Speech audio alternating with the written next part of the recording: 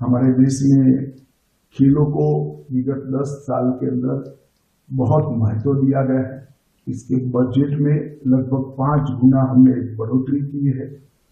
ढेर सारे नए स्पोर्ट्स इंफ्रास्ट्रक्चर बनाने का भी काम किया है। Tops target Olympic podium scheme, इसके तहत हम लगभग 3000 खिलाड़ियों को आज से ही 36 की तैयारी के लिए 50,000 रुपया प्रति माह देकर उनकी ट्रेनिंग की व्यवस्था करे हैं।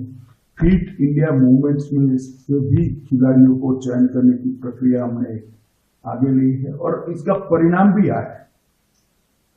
चाहे ओलंपिक हो, पैरालंपिक हो, एशियाड खेल हो, हमें मिलने वाले पदकों की संख्या 3 गुना बढ़ी है। परंतु एक लंबी प्रक्रिया है। मैं आपको इतना ही कह सकता हूं कि 2036 में जब भारत में ओलंपिक खेला जाएगा तो भारत 1 से 5 की तालिका में होगा। जो आज 15 तक हमारा नंबर नहीं है, वो 1 से 5 में आएगा।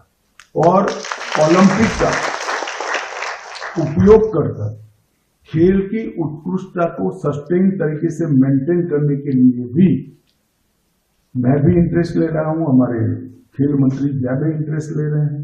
एक कार्य योजना बना रहे हैं कि 36 के बाद ये तालिका में हम ऊपर ही जाए, कभी नीचे ना आए।